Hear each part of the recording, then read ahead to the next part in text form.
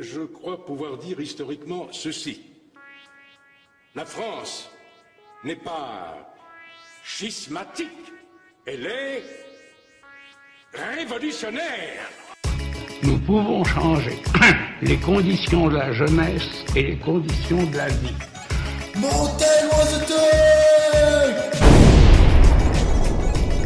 Les vrais artistes ne méprisent rien. Ils s'obligent à comprendre au lieu de juger. Ashishokiro, poète armé de stylo, réserve de créativité, hangar, silo. Rap, littérature et révolution.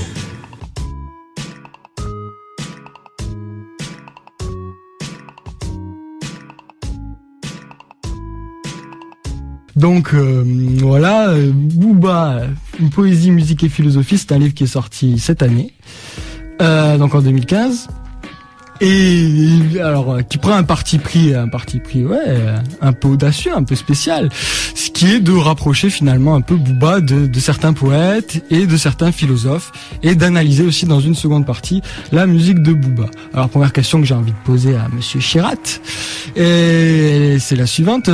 Qu'est-ce qui vous a pris en fait de vous lancer comme ça sur une comparaison, un rapprochement entre Booba et certains poètes?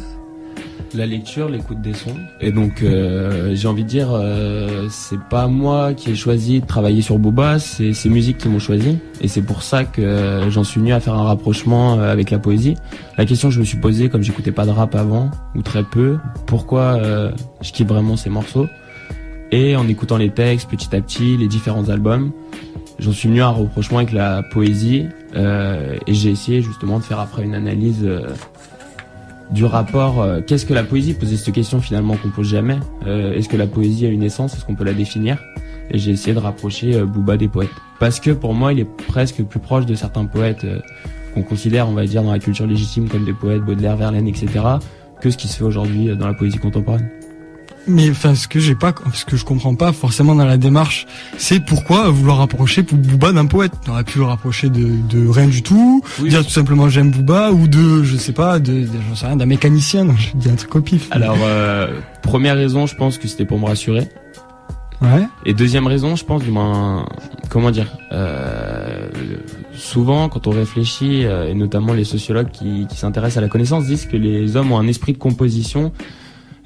Qui entretiennent des rapports entre des choses qui pas forcément se rassemblent. Et donc voilà, pour moi c'était évident entre guillemets de rapprocher Booba de la poésie et de certains poètes. Évident. Ouais, ok. Et parce que justement ce qui est important, c'est que la première raison, je trouve, c'est de te rassurer. Pourquoi? Bien sûr, parce que je me demandais, parce que j'avais une vision, c'est ce que je disais dans une interview sur le rap en France, j'avais une vision du rap wesh wesh. J'écoutais pas, pour moi il y avait rien à écouter dans le rap.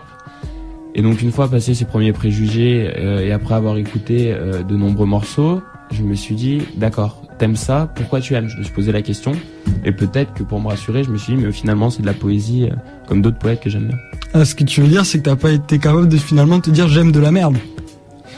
Quelque part, c'est ça. T'as pas eu envie de te dire ça, ou t'as eu envie de dire. Alors je dis pas que Booba c'est de la merde ou pas, tu vois. Ouais, c'est un processus peut-être de justification. Ex post finalement de pourquoi j'aime ça en y réfléchissant, mais après comment dire, je le suis convaincu après y avoir réfléchi. Oui, voilà. D'accord, oui, ça c'est notre, oui, c'est ce que tu montres, ce que vous montrez, ouais, parce qu'on tu peux dire que c'est non, c'est le vouvoiement à monter une oiseau-tag, on est des mecs tu vois, propres sur soi. Et donc oui. Mais du coup la poésie est prise comme valeur étalon, c'est-à-dire que ce qui permet de donner de la valeur, c'est de rapprocher Booba de la poésie. C'est-à-dire que sans ça, c'est mon impression par rapport à ce qui se dit là, c'est finalement si on ne rapproche pas des poètes qui ont acquis une légitimité dans l'histoire littéraire, dans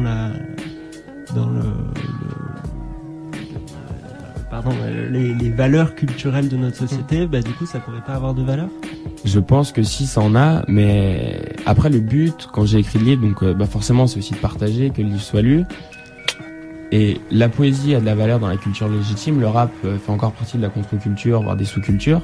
Donc je pense que de permettre ce rapprochement, c'est finalement une tentative de légitimation de l'œuvre de Booba et plus généralement de la poésie, pour qu'elle ait un écho non pas auprès des gens qui l'écoutent déjà, mais auprès des gens qui peut-être au départ justement ont une répulsion fondée sur un préjugé finalement presque de classe, quoi, un préjugé culturel. Ça c'est pas de la culture légitime, j'écoute pas, genre Zemmour qui dit que le rap c'est une sous-culture d'un alphabet et qu'on a peut-être jamais écouté. Je me dis c'est peut-être un bon moyen, pour mettre les choses en perspective et y prêter une attention. Avec aujourd'hui une grosse session live de Mystère et John Excel qui sont là pour la deuxième fois dans les studios de Radio Canu. Bonjour Mystère, bonjour John Excel. Yep. Salut. C'est parti, ça freestyle? Allez. Allez. Yeah. Yo, Radio Canu 102.2 représente. Aïe. For the Weebles. Yeah. Okay. You wanna take it all cause you think you have it all. You ready for the fall, shit, you never had a goal. Look around yourself, boy, you better go your soul. You better be bold before the ground take your heart. You wanna take it all cause you think you have it all. You ready for the fall, shit, you never had a goal. Look around yourself, boy, you better go your soul. You better be bold before the ground take your heart.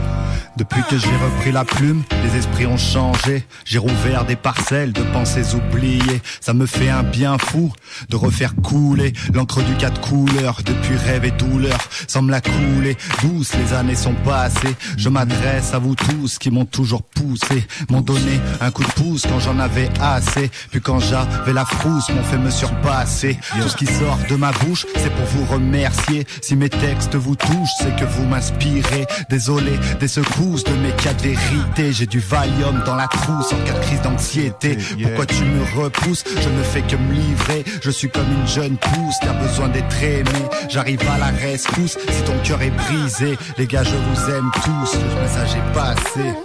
Je me souviens encore de l'odeur du papier canson. Au lieu de dessiner dessus, j'écrivais des chansons. J'empilais consonnes et voyelles comme des colliers de perles. J'apprenais le Becherel au lieu de le perdre. Nul en littérature, la musique, l'écriture m'a donné ce plaisir. Amoureux des mots et fier de l'être. Les maîtres et des maîtres des lettres. Premier album, Le cœur de pierre. Je suis cet œil, le titre de l'enfer. Deuxième album, Rêve et douleur. Journal intime écrit sans trêve ni douceur. Voici le tertio qui sonne le glas. Tout a une fin, donc la voilà. Seul, isolé, devant le papier, je viens vous présenter le sablier. Des ratures salissant les cahiers, des rimes à revendre aux enseignants de français, des sujets de société, autant qui défilent, de l'amitié à la pitié, au moment difficile. Le jeu devient on, narration d'une génération, chronologie d'un garçon n'étant pas d'exception.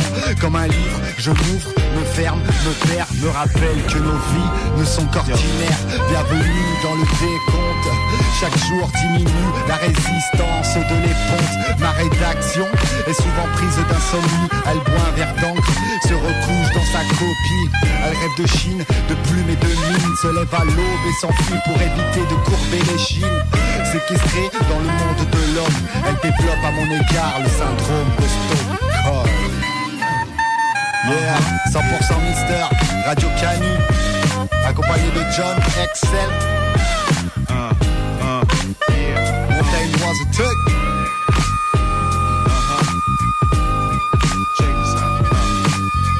Yeah, pour ceux qui me soutiennent.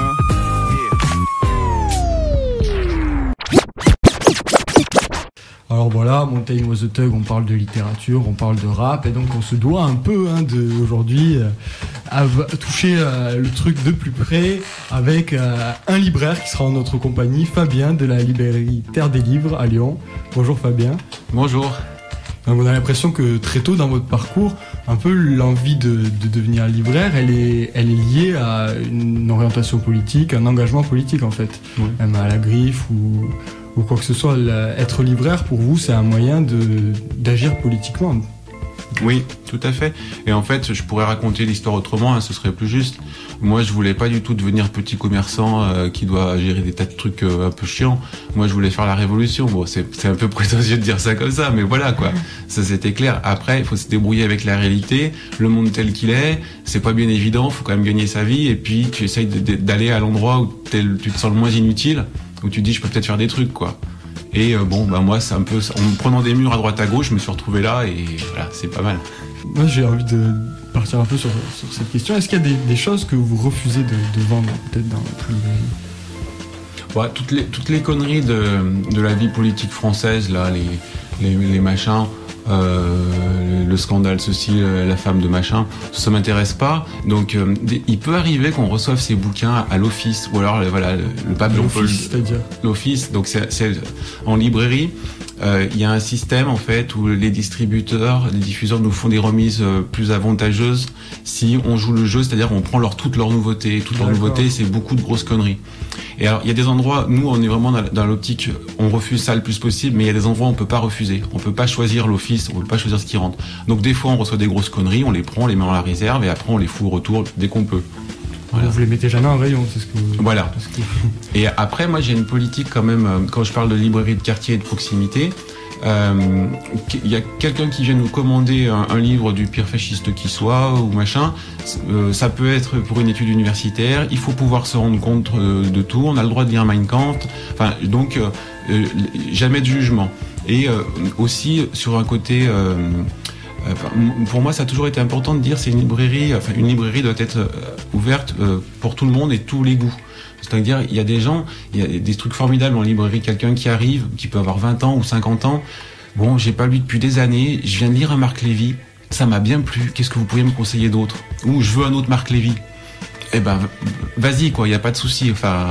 Je trouve que ça, c'est génial. Ça, c'est une question très intéressante. Là, vous parlez de Mein Kampf. Je crois que c'est cette année qui passe au domaine public. Et donc, par exemple, vous pouvez vous retrouver avec, avec un certain nombre de livres dont vous n'approuvez pas l'idéologie ou la qualité ou toutes ces choses-là. Et vous dites que vous allez les conserver, mais j'ai pas très bien compris si ça voulait dire vous allez les conserver, vous allez, pourquoi pas les vendre. Mais est-ce que ça veut dire que vous allez les avoir en rayon, en réserve?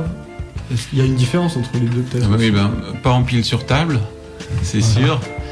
Et après, je crois que Mein Kampf, la loi française, je crois que c'est le seul livre comme ça, on a le droit de le vendre, mais on n'a pas le droit de l'exposer à la vente, même y compris en rayon. Ouais. Donc on peut le servir pour un client, on peut en détenir en réserve si on veut. Mais voilà, c'est bizarre ça, enfin, c'est une exception. Oui, mais oui, on n'a pas à juger parce que dans des parcours de lecteurs ou dans des parcours politiques, on voit toutes sortes des fois d'évolutions, de revirements, et puis se faire une opinion soi-même sur les textes des ennemis, on a le droit aussi, c'est important, je crois. On donne tout durant ce court instant, c'est nos batailles, ces élans, ce qu'on n'attendait plus, le tutoiement des étoiles avant la redescente de l'encre en perfusion, tellement d'espoir en attente, assis au calme dans la tempête. Je contemple les restes de ce monde, tout ce qu'il reste à prendre. Reste-toi, marche droit, même sur la mauvaise pente. On tient tête au futur, fidèle à ce que nous sommes. Génération dans l'impasse. Avec de l'or dans les paumes, putain. Aïe. VAL, RSF, yo. RSF, yo. Yo, yo, yo, yo, yo.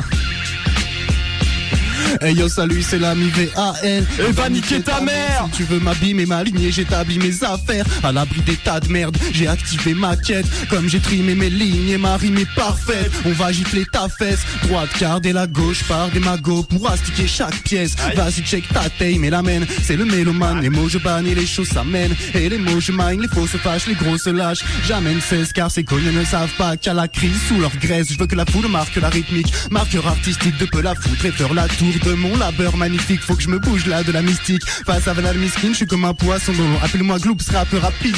J'ai une faux quart d'heure d'arriviste. Accueille-moi ici. Mais Ulysse m'a dit que les rencontres cool n'étaient pas mythiques. D'ailleurs, va lui dire que je rappe comme personne. Si je veux, je t'amène en 16 notes. L'instru il se coupe au moment. Même l'instru, elle a pas résisté, mec. T'as pété l'instru. Aïe, aïe, aïe.